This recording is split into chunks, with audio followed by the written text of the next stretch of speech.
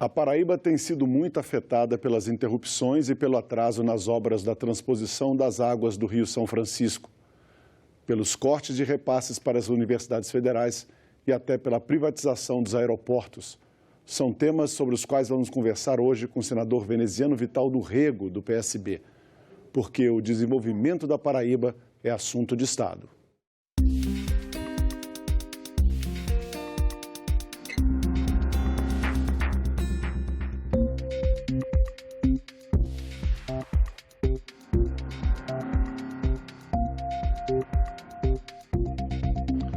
Conosco aqui o colega Luiz Oliveira. Luiz, obrigado pela sua presença. Senador Veneziano, muito obrigado pela sua presença no programa. Eu é que agradeço. Fico muito honrado de estar tendo a oportunidade, primeiro, de conhecê-los e, paralelamente, de dirigir-me a tantos e tantos que acompanham a qualidade do que vocês produzem na TV Senado, e essa oportunidade, tomara que seja permissível que, ao tratarmos sobre assuntos variados nesses 10 primeiros meses de experiência, possam dirimir dúvidas, levar ao conhecimento pensamentos, conceitos, teses e aquilo que nós estamos modestamente produzindo nessa experiência nova e revigorante que é o exercício do mandato no Senado. Muito grato pelo convite.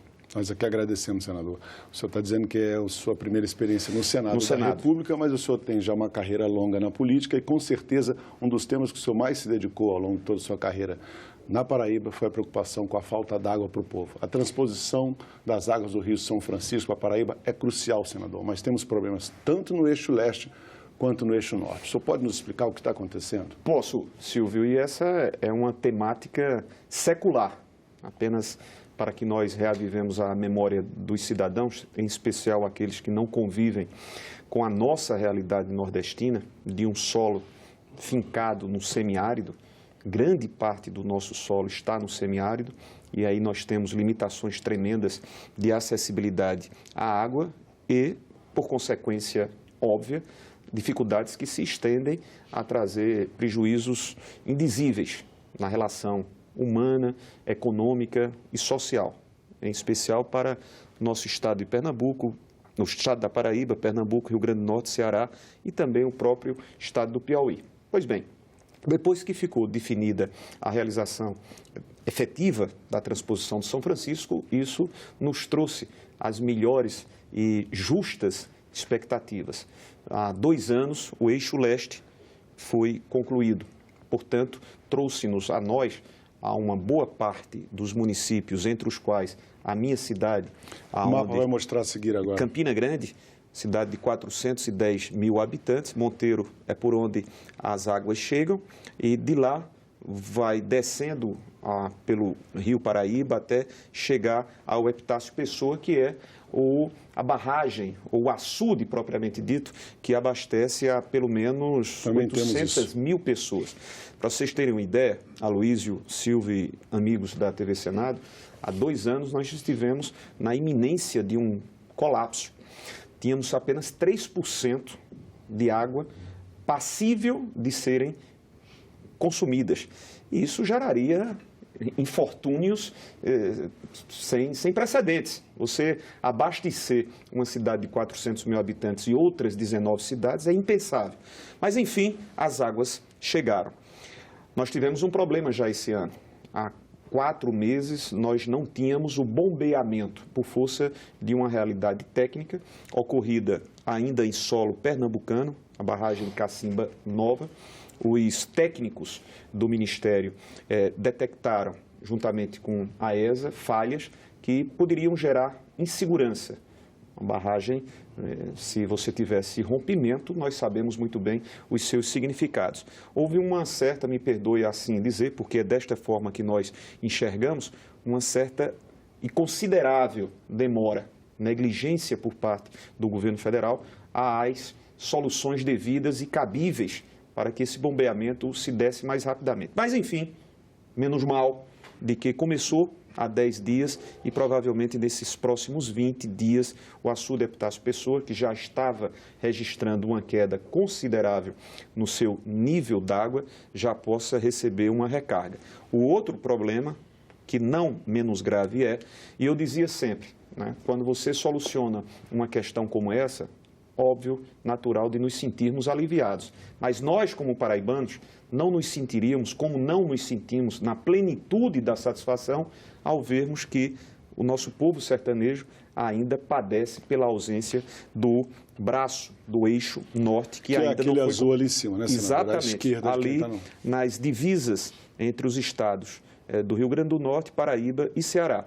A previsão, projeção, é a de que ainda no primeiro semestre de 2020 tenhamos o eixo norte. Aí sim, de forma consumativa e definitiva, estaremos mais aliviados. Passaremos a ter uma outra luta. Bem sabem os senhores e os nossos amigos a própria situação do Rio São Francisco. Há de se ter, por parte do governo federal, e eu fiquei muito feliz, existe um cidadão que conhece, como poucos, essa realidade do São Francisco, acho que vocês já sabem, não sei se ele já esteve aqui. Já esteve aqui, o senador Otto Alencar. Pronto, conhece bem, é um ávido defensor e com toda razão. Não adianta você ter e criar novas expectativas ou perspectivas se nós não socorrermos de uma maneira resolutiva o velho Chico, que padece sobre todos os aspectos.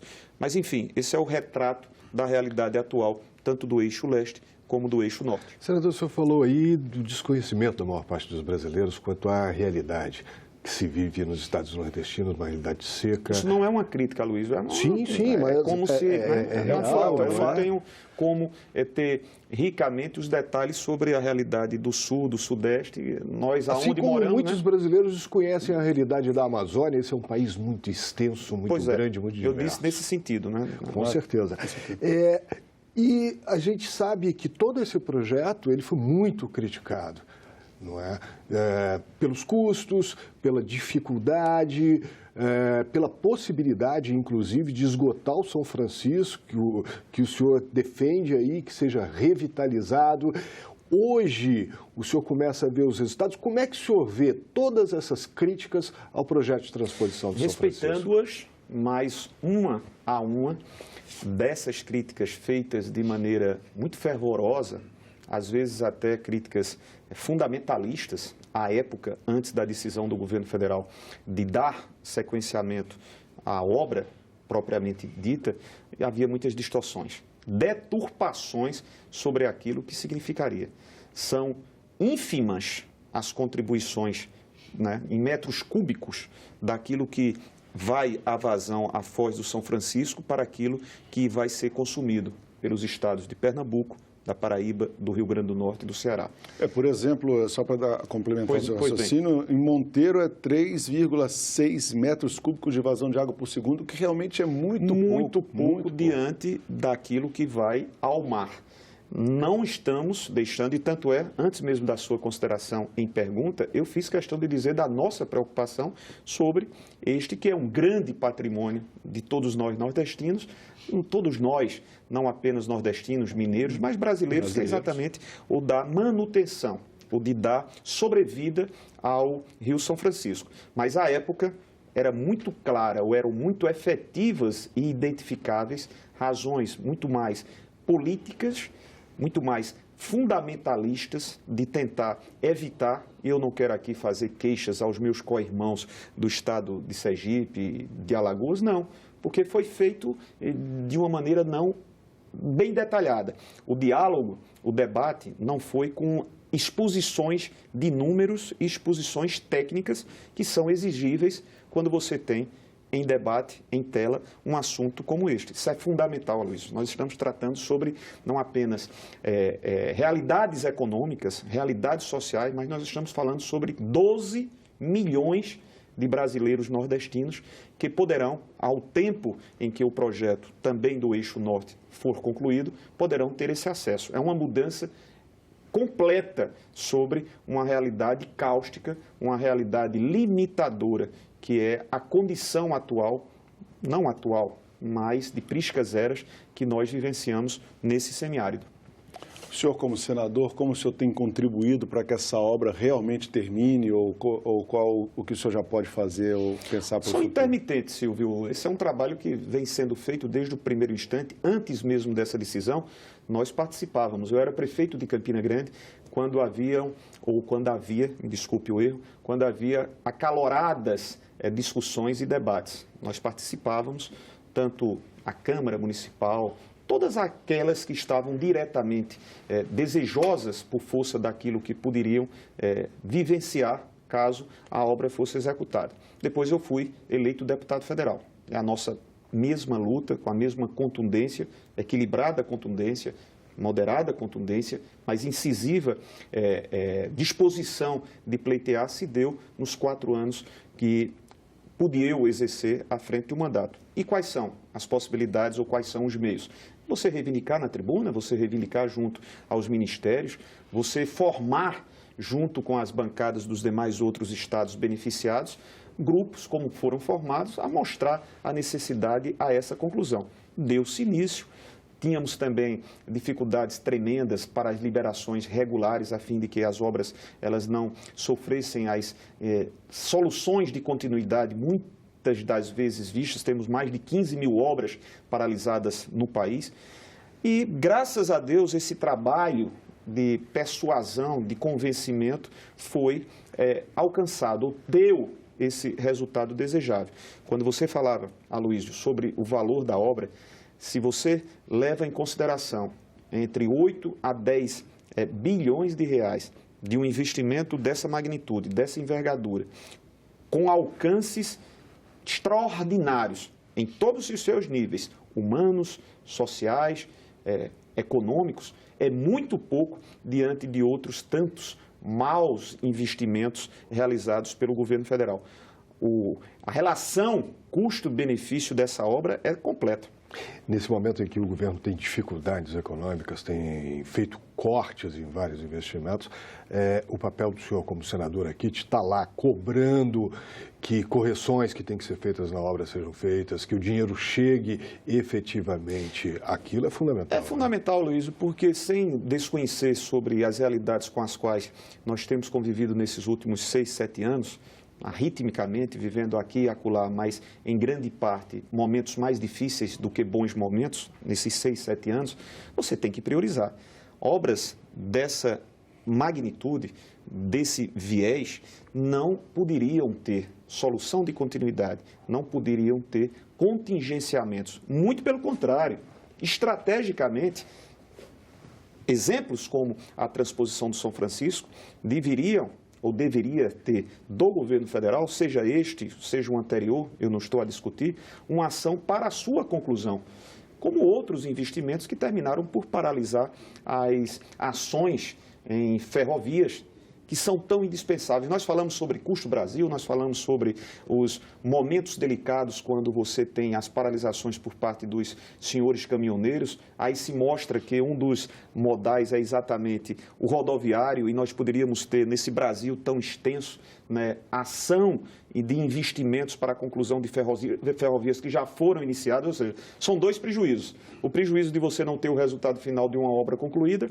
e o primeiro deles foi o de investir e esse investimento não ter dado em nada. Então, são essas incongruências e essas atitudes paradoxais que são tão óbvias, mas que ainda nos remetem a esse tipo de postura. O senhor citou a questão do transporte no Brasil. Quais seriam as vantagens e desvantagens que o senhor vê nesse modelo de privatizações que o governo fez, que inclusive privatizou os aeroportos Castro Pinto e João Suassuna? Eu tenho as minhas reservas. Eu não quero aqui dizer, e não é o meu posicionamento partidário que me permitiria ou que me levaria a ter algumas dúvidas e fazer algumas interrogações. Por quê? Porque esse modelo ou de privatização, na acepção da palavra, ou de concessões, já mostrou em larga escala que merece ser revisto quando há também alguns bons exemplos. Vamos citar as concessões de rodovias.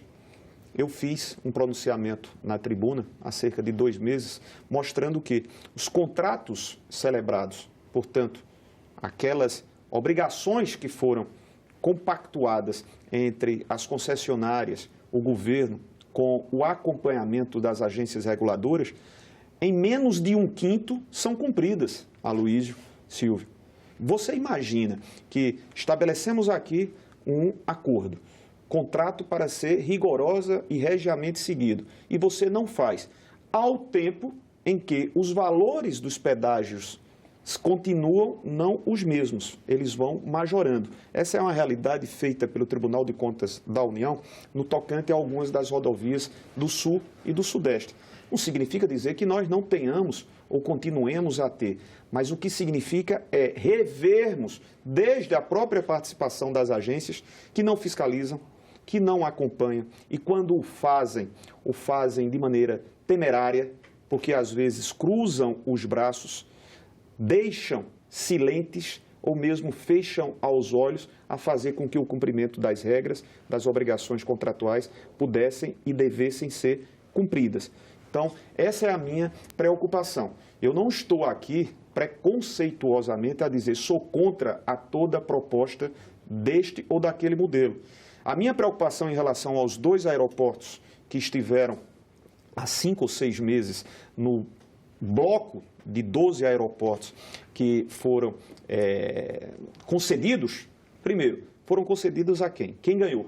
Uma empresa pública espanhola. Uma empresa pública espanhola. A AENA. Exatamente. Ou seja, cai por terra a ideia de que tudo que é público é algo indesejável, é ineficiente, é incompetente. Não. O que é público também pode ser competente, eficiente, como já demos mostra no nosso próprio país. O que deixa-nos preocupados, e já vemos isso, é quais serão as disposições efetivas de uma empresa que vem a fazer possíveis ou compartilhados ou compactuados compromissos naqueles aeroportos que não são lucrativos, como é o caso do nosso aeroporto de João Suassuna. Né? Ou seja, você tem lá o aeroporto dos Guararapes, na capital pernambucana, Recife. Muito perto. Muito perto e é extremamente lucrativo. Então, aos olhos desses investidores, mesmo sendo investidores públicos, eles terão uma atenção maior sobre quem? Eu quero até estar enganado para amanhã, quem sabe, voltando aqui ao seu programa, dizer, estava enganado, Silvio. A empresa fez tantos investimentos naquele lucrativo como naqueles que não respondiam lucrativamente. Agora, senador, isso pode ter uma repercussão imediata para os paraibanos, que é o aumento do custo das passagens aéreas para João Pessoa. A gente já sabe que hoje eles são razoavelmente altos. Quer dizer, se você começa a desviar voos de lá para outros aeroportos, a tendência é que o custo unitário por passageiro aumente. E como é que se resolve isso? O senhor estava falando das agências reguladoras, me chamou a atenção para uma outra coisa também, falando de contratos que muitas vezes não são cumpridos e não fiscalizados pelas agências. Muita gente, eu já ouvi isso demais, tem uma visão de que as agências reguladoras são agências das empresas e não do consumidor. Isso é um problema. Não fazem o papel de regular e mediar de verdade. E o difícil é você convencer que essas impressões, com todo respeito, e não estou fazendo juízo de valor, não sejam, muitas das vezes, corretas. Vejamos o que aconteceu num debate recente, Câmara e Senado, a respeito dos valores das tarifas aéreas e da cobrança das bagagens. Quando o Senado votou e da votação houve o veto presidencial, havia um acordo para não se cobrar a bagagem, porque a princípio o que dissera o governo, de que as bagagens elas não seriam pagas, correto? E aí, logo em seguida, o Palácio, sob a justificativa de que essa atitude não atrairia as empresas estrangeiras, isso poderia gerar um esvaziamento para um mercado já pouco competitivo de 3 empresas, tendo em vista que uma faliu. Então, o próprio Congresso foi enganado, mas muito mais do que o próprio Congresso, foi enganada a população, porque as bagagens elas continuam sendo cobradas e os valores das passagens continuam da mesma forma, em níveis altos.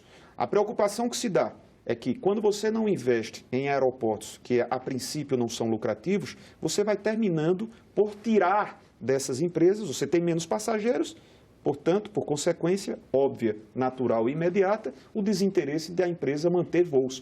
O prejuízo é tremendo, Aloysio, porque quem sai do sertão podendo pegar um voo em Campina Grande, ao deixar de ter esse voo, vai ter que se deslocar para João Pessoa ou Recife, podendo ter numa cidade como Campina, que tem as condições para tanto, a dar essa comodidade. Então, nós temos que ter muita atenção. Repito, não é uma visão preconceituosa, é uma visão equilibrada. Costumo dizer, nem tanto ao mar, nem tanto à terra. Cortes no ensino superior. Desastre. A Paraíba foi muito sacrificada? Foi. Muito. Nós tivemos nos contingenciamentos, e veja, aí você pode até falar, mas veneziano, esses contingenciamentos eles estão sendo revistos. Precisava fazê-lo? Durante esses 8, 9 meses, quando se contingenciava, muitos problemas foram gerados. Muitas empresas fornecedoras de insumos às universidades ficaram sem receber e, portanto, deixavam de continuar a fornecer esses produtos.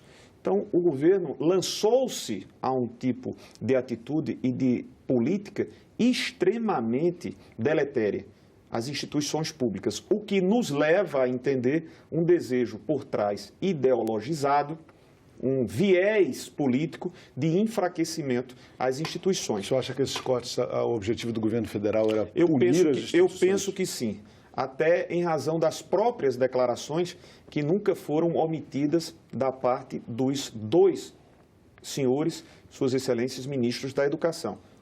Primeiro Vélez e agora o ministro Entraub, que de forma desarrazoada, não apenas deseducada, deselegante, refere-se da maneira como nós temos visto e se repete a essas referências ofensivas às instituições acadêmicas desde o primeiro momento. Então, eu gostaria muito de apenas ver nesses contingenciamentos as preocupações de natureza contábil, mas não. O governo, mais uma vez, avança sobre aquilo que é primordial. Isso foi sobre as academias, sobre os institutos federais, isso foi sobre as bolsas do CNPq. A Embrapa, para que você tenha uma ideia, na minha terra querida, amada Paraíba, amada Rainha da Borborema, nós temos em Campina Grande a Embrapa Algodão.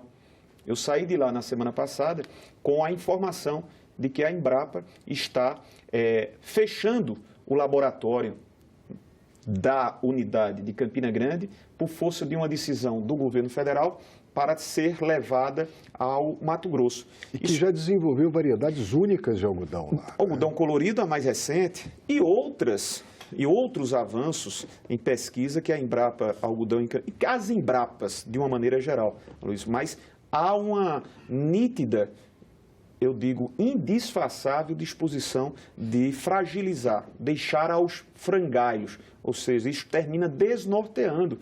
Quando a gente fala sobre tentar equiparar ou tentar acompanhar, hoje não mais acompanhamos, quem sabe daqui a décadas, as potências, como você vai fazer isso sem ciência? Como você vai fazer isso sem pesquisa? Como é que você vai fazer isso sem extensão? O governo federal, o Ministério da Educação, propôs o Futures, que está sendo discutido. Quando você se depara, e nós fomos autor de uma audiência na qual estivemos com 14 reitores e outros tantos ex-reitores, o que é que se quer? No fundo, não é a boa gestão tão somente pretendida e aludida, mas o que se quer, no fundo, é retirar a autonomia de ação da parte das academias, ou seja, das instituições, tanto de ensino superior como de formação técnica. Eu também tenho as minhas preocupações em relação a esse encaminhamento adotado pelo governo federal. O senhor está enxergando e descrevendo um projeto que está propondo uma desconstrução de um modelo de educação e de um modelo de ciência que a gente tem hoje no país. Exatamente. Ao meu ver, eu posso também estar enganado. Mas se eu estiver enganado, não estou equivocado isoladamente. De todos os reitores e ex-reitores que participaram dessa audiência na Comissão de Educação, da qual sou integrante titular, todos eles foram uníssonos. E digo a você, em nenhum dos pronunciamentos houve arrobos.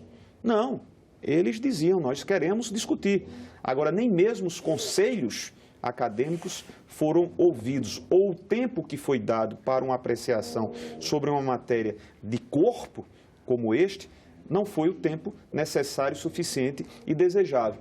São essas as razões. Olha, lembremos aqui, a gente vai tendo um tema puxando a outro. Observe que o governo federal também foi autor das extinções de diversos conselhos. Conselho no turismo, conselho na educação, conselhos na área de saúde, no Ministério da Saúde.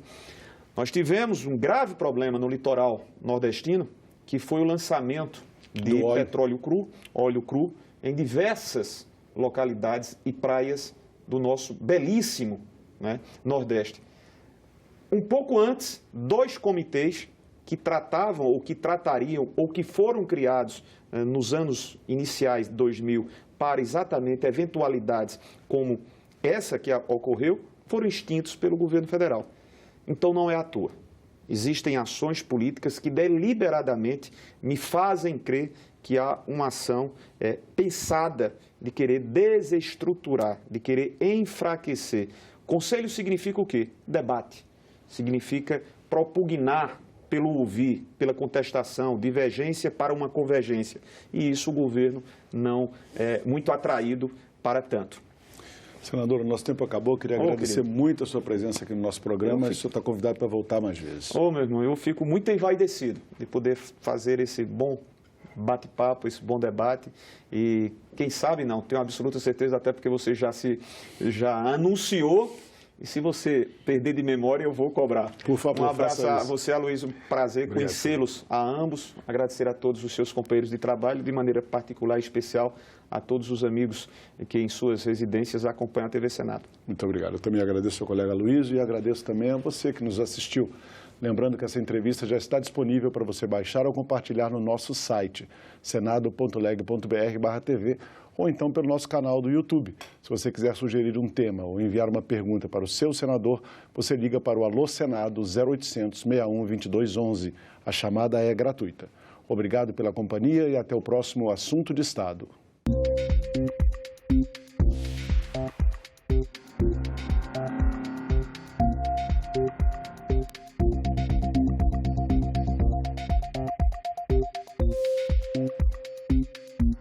Thank you.